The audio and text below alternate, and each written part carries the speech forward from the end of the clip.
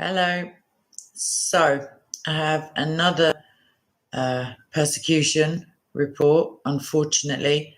You may remember that last week I told you about an attack from the beginning of this month on a Coptic Christian woman and her 6-year-old son.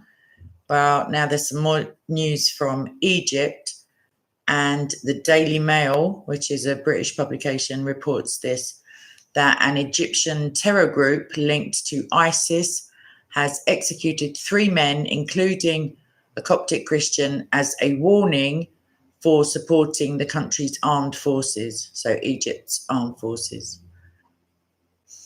Nabil Habashi Salama, who was 62 years old, hardly a threat to anybody, I imagine, a member of Egypt's minority Coptic Orthodox Church, was shown being shot in the back of the head in a video released Saturday, which I saw this morning. In the footage, a militant with his face blurred, very bravely, obviously, holding an AK-47 and an index finger raised to the sky, warns the Christians of Egypt that this is the price you pay for supporting the Egyptian army. He was not the only person to be executed. However, following that pronouncement, he was then shot in the back of the head, basically on camera, and the gunman was flanked on either side by 2 others also clutching rifles. Separate footage showed 2 other militants executing 2 tribesmen in similar fashion after accusing them of fighting alongside or with the Egyptian armed forces. So Salama, the Coptic Christian, the man in his 60s, had been missing since last November. That was a statement made by the Coptic Church. He was kidnapped whilst walking along the streets of Bir al-Abed by jihadists in a car. A spokesman for the Coptic Church, which confirmed Salama's identity from the video, said that he'd been involved in rebuilding churches destroyed by Islamists in the region. Hardly supporting the military and if he wants to support the military of his own country, then I fail to see what that has to do with Islamic militants. He's a Christian supporting his own government. Like, what's the issue? So he kept the faith until the moment he was killed, said the spokesman of the church, and the church affirms its steadfast support for the Egyptian state's efforts in quelling hateful terror acts. And I'm just going to briefly read you something of the other 2 guys who were very sadly also killed and were quite a bit younger.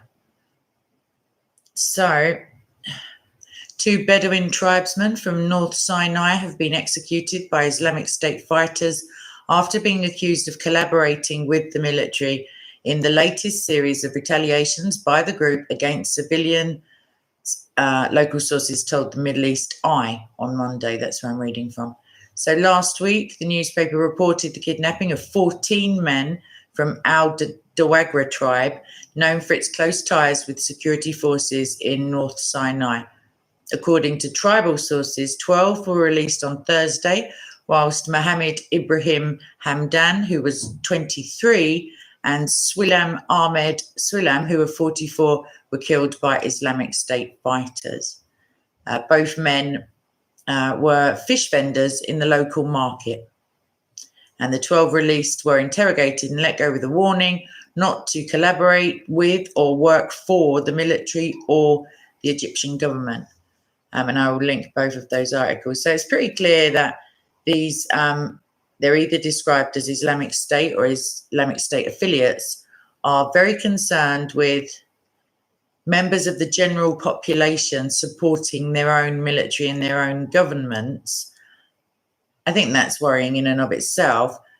But the fact that the Coptic Church is a very close-knit church, it is within Britain anyway, and a man in his 60s is clearly not a threat. Also, a man of 23 to have lost his life just so meaninglessly. It's utterly meaningless in terms of furthering the cause of Islamic State or evoking sympathy with anybody.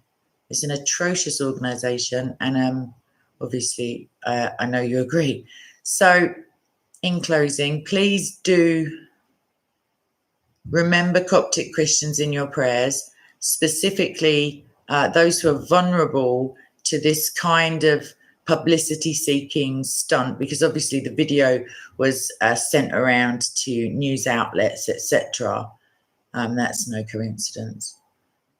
Yeah, please do pray for them. Also pray for, Coptic Christians who are subjected to random discrimination and persecution, because not all persecution, as you know, comes in the form of horrific murder, assassination, being chopped up whilst out with your children, etc. There are, other horrendous forms of persecution available and frequently used by Islamic State militants, Islamic State affiliates, Boko Haram, ISWAP, there's a wide variety of choice of lunatics. They all happen to be of the Islamic persuasion. That's not to say that the number one country in the world for Christian persecution, at least, is Islamic, because it's not, but certainly 7 of the top 10 are. So that's something to think on. Please, just grab an Open Doors 50 worst countries for Christian persecution list. You can literally search engine it and choose a country and just pray for the Christians there, please. It would mean a lot to them, and it would also mean a lot to me. And I will see you hopefully with some better news, or with a debate from Speaker's Corner, or I have a guest interview coming up this week, which I'm pretty excited about. So watch this space and I will keep you posted, literally. Please do remember to share these videos, specifically and especially the persecution videos, because, it's not a nice feeling, the one that I had a couple of years ago when I realized that I knew very little about the persecution of my own church and the murder of my own brothers and sisters. So don't feel bad if you don't know much about it, but stick with me and you'll soon know much more about it. All right, God bless. Bye-bye.